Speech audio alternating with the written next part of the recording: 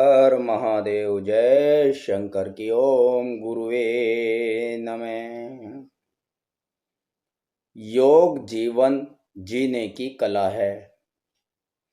योग का मुख्य उद्देश्य मानव में ऐसे व्यक्तित्व का निर्माण करना है जो एक दिव्य हो, चरित्रवान हो, उपासक हो, ईश्वर का भक्त और प्रेमी हो। योग एक ऐसा साधन है, ऐसा साधन विज्ञान है जिससे जीवन उच्च व दिव्य बन जाता है। ऐसा योगियों व ईश्वर भक्तों का निर्माण करना योग है। योग द्वारा ही दिव्य और भगवान के भक्त निर्माण होते हैं। ऐसे व्यक्तियों की कार्य क्षमता उच्च स्तर की होकर जीवन दिव्य उच्च हो जाता है। योग द्वारा मन का बिखराव, भटकाव रोक कर एक स्थान विशेष में उसको लगाना ही योग है और अपने अपने नियम लक्ष्य पर ध्यान केंद्रित करना योग का उद्देश्य है। और समाधि ध्यान की उत्कृष्ट अवस्था है जिसके द्वारा ध्यान देना। आत्मा, सब कहते हैं कि आत्मा है, हमारे अंतःकरण में है, लेकिन दिखाई किसी को नहीं देती। इसलिए योग के द्वारा आत्म साक्षात्कार प्राप्त किया जा सकता है। समाधि तो सुना ही होगा सबने। समाधि की उच्च अवस्था योग से प्राप्त होती है और जब वो अवस्था प्राप्त हो जाती है तो मन की व्याकुलता, पीड़ा, चिंता, तनाव आदि सब खत्म हो जाते हैं। संपूर्ण मनुष्य जाति दिव्य और शांति को प्राप्त हो जाती है। सब कलेश पूर्ण रूप से अक्षय यानी कि विनाश को प्राप्त हो जाते हैं। सभी कलेश जीवन के समाप्त हो जाते हैं और जब ऐसी अवस्था आती है तब समाधि की उच्च स्थिति प्राप्त हो जाती है और मन अपने मूल कारण प्रकृति में लीन हो जाता है, अर्थात मन का आत्मा से संयोग हो जाता है। आजकल हम लोगों ने योग को केवल शारीरिक स्वास्थ्य, मानसिक स्वास्थ्य प्राप्त करना, धन अर्जित करना, शारीरिक सौंदर्य प्राप्त करना, यश प्राप्त करना आदि तक सीमित कर दिया है, जबकि योग का उद्देश्य तो उस परम तत्व आत्मा को प्राप्त करना है, परमात्मा को प्राप्त करना है। हमने इसको केवल सांसारिक भावना तक, संसार तक ही सीमित कर दिया है, सांसारिक चीजों की प्राप्ति तक ही सीमित कर दिया है। योग विद्या हमारे ऋषियों ने किसी नेक उद्देश्य के लिए दी थी कि प्रभु का मिलन करेगा भगवान ये बंदा। आजकल कलयुग में कहाँ दिव्य पुरुष देखने को मिलते हैं। पाखंड वाले ज़्यादा मिल जाते हैं, पाखंड रचाने वाले ज़्यादा मिल जाते हैं। कर्म कांड भी जो ऋषियों ने बताया था उसके अनुरूप नहीं करते, न कराने वाला है और न करने वाला है। सब स्वार्थ की नीति है, व्यवसायीकरण कर दिया है, धन प्राप्त करना, धन अर्जित करें। गीता में भी वासुदेव कृष्ण जी ने कहा है कि अपने कुल के अनुसार जीवन आजीविका चलाने वाला, जीवन को चलाने वाला भी मेरा प्रिय भक्त है। तो अगर ब्राह्मण है, शास्त्री है या कुछ भी कर्मकांडी है, कथावाचक है तो ठीक है, अपना भरण पोषण तो करना ही है, दान पुण्य लेकर भरण पोषण करे, इसमें बुराई क्या है, लेकिन मिथ्या आचरण पाखंड तो ना रचाए। कुछ से लोगों ने इसमें ज्यादा स्वार्थ की भावना भर के इसका बिखराव कर दिया है। मानव जाति के उद्धार के लिए जो योग, जो कर्मकांड ऋषि मुनियों ने प्रतिपादित किए थे, हमारे लोगों में बताए थे, गीता में वासुदेव कृष्ण जी ने अर्जुन जी को जो उपदेश दिया है लोगों के कल्याण के लिए, लोग इसे सुनेंगे, जानेंगे, अपना उद्धार करेंगे, लेकिन उसको भी अपने स्वार्थ की नीति से भाषा टीकाओं वालों ने उसके अर्थ को बिगाड़ दिया है, भाषा टीकाएं कर दी हैं। नेट, आजकल तो नेट हो गया है, नेट पर देखा चाहे झूठ लिखा, चाहे ज्ञान है उसे या नहीं है, बस जैसे चल रही है गड्डी उसी के अनुसार, चाहे गलत लिख दिया है, नेट है भैया, नेट पे था। एक बार एक महानुभाव ने मुझसे कुछ पूछा, मैंने बताया, उन्होंने कहा नहीं नेट पे तो ऐसे ही नहीं है। तो भैया नेट के हिसाब से चल लो, हम क्या रोक सकते हैं। तो विषय को आगे बढ़ाते हैं। योग विद्या द्वारा आत्मा का परमात्मा से मिलन संभव है। कितनी ही पूजा पाठ पत्रे पुट्ठे पढ़ लो, शास्त्र से कर्मकांड करा लो, लेकिन जब तक आपका योग नहीं सधेगा, योग को प्राप्त नहीं होगे, तब तक आपका परमात्मा से मिलन नहीं होगा, अर्थात आपको परमात्मा की, भगवान की दिव्य कृपा प्राप्त नहीं होगी। यदि योग विद्या को मानव धर्म से अलग कर दिया जाए, मानव से अगर अलग कर दिया जाए, जैसा कि आजकल कर रहे हैं कि भैया योग तो ऋषि मुनियों का है, हम संसारिक लोगों का नहीं है, तो अलग समझने लगे ना। और कहते भी हैं बड़े विद्वान, जब कहने लगे, जिनको हम विद्वान समझते हैं, शास्त्री समझते हैं, बहुत बड़े प्रकांड पंडित समझते हैं, जिन जिन लोगों को जो लोग समझते हैं तो उनका अनुसरण तो करेंगे ही। गीता में भी कृष्ण भगवान ने कहा है कि विद्वान लोग जो होते हैं उन्हीं का अनुसरण लोग करते हैं। तो वो विद्वान हो या ना हो, जिसको विद्वान समझोगे आप उसका तो अनुसरण करोगे। उन्होंने कहा भैया ये तो ऋषि मुनियों की, गीता को भी पढ़ने से मना करते हैं, गृहस्थी में कहते हैं गीता नहीं पढ़ानी चाहिए भैया, सन्यासी हो जाएगा। क्यों? उसने राजपाट नहीं संभाला, अर्जुन ने उसको सारी गीता समझाई, वासुदेव कृष्ण जी ने। क्या वो घर छोड़कर चले गए? क्या उन्होंने बीवी बच्चों को नहीं रखा अपने साथ? क्या गृहस्थी में नहीं रहे? कैसा आचरण है, कैसे अर्थ निकाल रहे हैं पंडित लोग, हम लोग खुद। किसी एक को क्या दोष दो, सारा जगत भय मोहे, अज्ञानी बने बैठे हो तुम। हे प्रभु, दिया दिखाने के लिए आया था अंधों की बस्ती में, गलती से मैं अंधों की बस्ती में आ गया। अंधेरों को दिया दिखाने आया था और अंधों की बस्ती में आ गया। यदि योग विद्या को मानव धर्म से अलग कर दिया जाए तो मानव जाति का उद्धार संभव नहीं है। योग मानव जाति के लिए वह दिव्य चक्षु है। जिस तरीके से संजय को दिव्य दृष्टि मिल गई थी, तो योग भी आजकल कलयुग में मानव के लिए, मानव मात्र के लिए दिव्य चक्षु है, दिव्य दृष्टि है, दिव्य नेत्र है।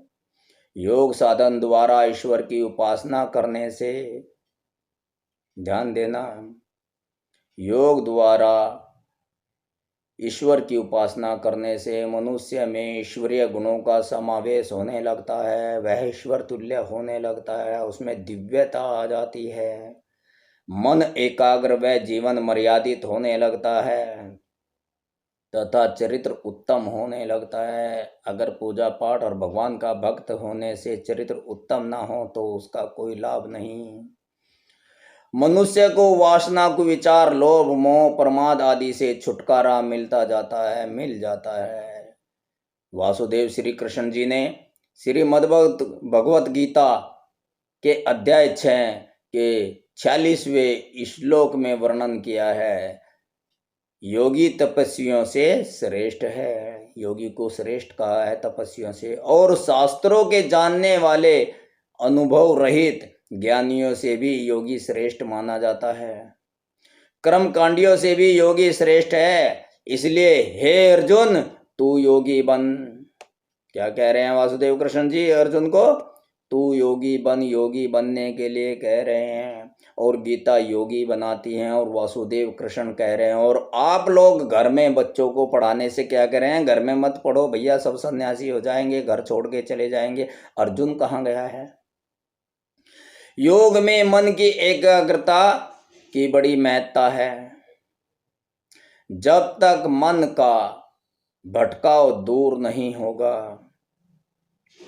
तब तक योग साधन संभव नहीं होगा। ये मन बड़ा चंचल है। मन रे तू काहे न धीर धरे, आएगा मसीहा तुझको लेने, आएगा मसीहा तुझको लेने, तू काहे फिक्री करे। मन रे तू काहे न धीर धरे, मन रे तू काहे न धीर धरे। पल पल रोए उसकी यादें, पल पल रोए उसकी यादें, दुनिया में क्यों रैन बिताए। मन रे ईश्वर की लगन लगाए, मन रे ईश्वर की लगन लगाए। आएगा बुलावा जाना पड़ेगा, आएगा बुलावा जाना पड़ेगा, जीते जी तो उससे प्रीत लगाए, जीते जी उससे प्रीत लगाए। मन रे तू काहे न धीर धरे, मन रे तू काहे न धीर धरे। ये मन ही दुखी होता है, मन ही रमता है, काम क्रोध लोभ मोह मद अहंकार में ये मन ही रमता है। ये मन बड़ा विशाल है। मन जितने भी आविष्कार हुए हैं, जितने भी आश्चर्यजनक घटनाएं देख रहे हैं, जितने भी भागदौड़ हो रही है, जितने भी कार्य हम जीवन में करते रहते हैं जागते हुए, वो सब कौन कर रहा है?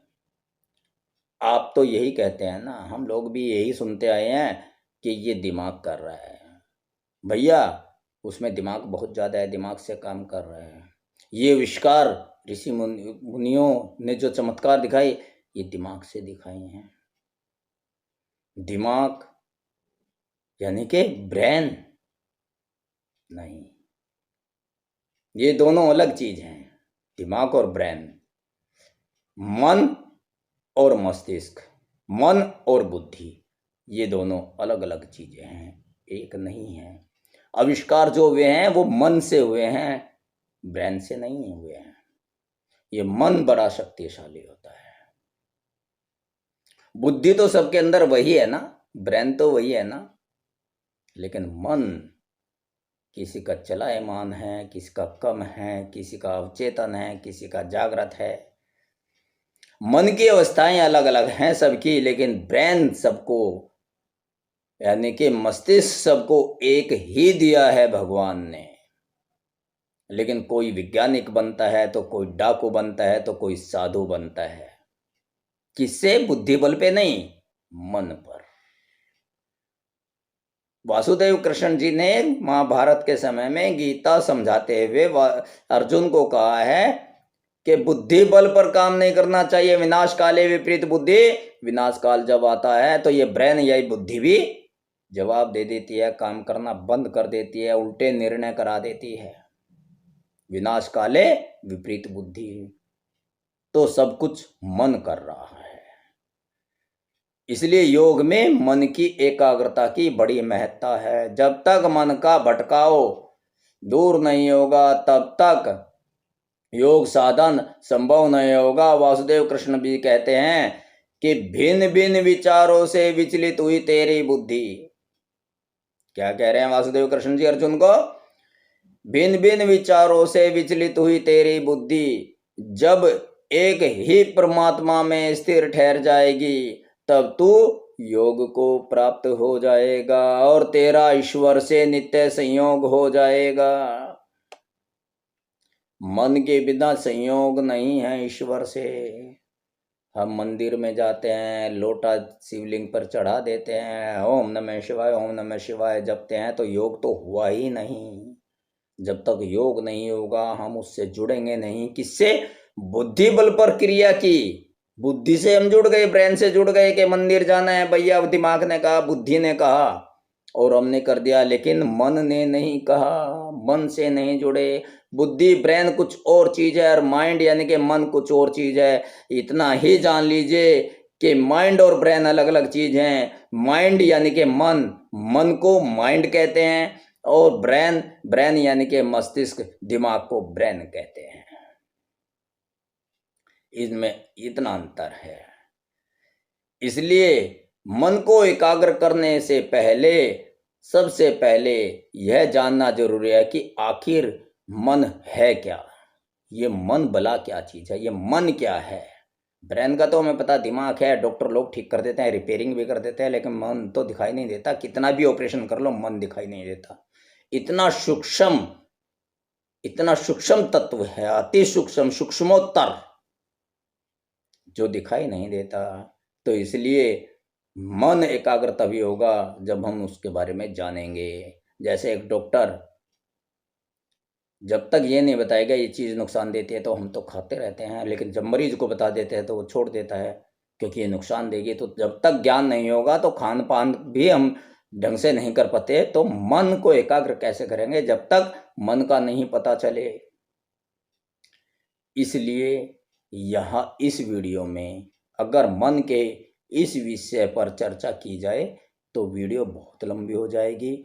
और ऐसे व्यस्त जीवन में, आजकल कलयुग के समय में सबका जीवन व्यस्त है, 10-15 मिनट सत्संग के लिए, भगवान के सुमिरन के लिए, योग साधना के लिए, ज्ञान चर्चा के लिए अगर कोई निकाल पाता है तो उस पर भगवान की असीम कृपा है। आप ये वीडियो देख रहे हैं, सत्संग सुन रहे हैं, योग के ऊपर चर्चा सुन रहे हैं, ब्रह्म ज्ञान की चर्चा सुन रहे हैं, सनातन धर्म की चर्चा सुन रहे हैं और 15-20 मिनट तक पूरी वीडियो देख रहे हैं, पूरा सत्संग सुन रहे हैं, तो भगवान की कृपा आप पे है कि आप समय निकाल पाए। उसकी बिना मर्जी के तो पत्ता भी नहीं हिलता। उसकी असीम कृपा है। वो कह रहे हैं आपको कि जीवन सफल बना लो, इसलिए देख रहे हो। लेकिन आजकल के समय में, व्यस्त समय में 10-15 मिनट समय निकालना भी बड़ी दिव्यता है, बड़ा चमत्कार है। इसलिए वीडियो लंबी ना हो जाए तो कल की नेक्स्ट वीडियो में हम मन पर चर्चा करेंगे कि मन आखिर है क्या, ये भटकता क्यों है। तो इस पर कल चर्चा होगी। इस चैनल पर योग के सनातन ज्ञान सत्संग का आध्यात्मिक धर्म लाभ उठाने के लिए इस चैनल पर हमारे साथ बने रहे।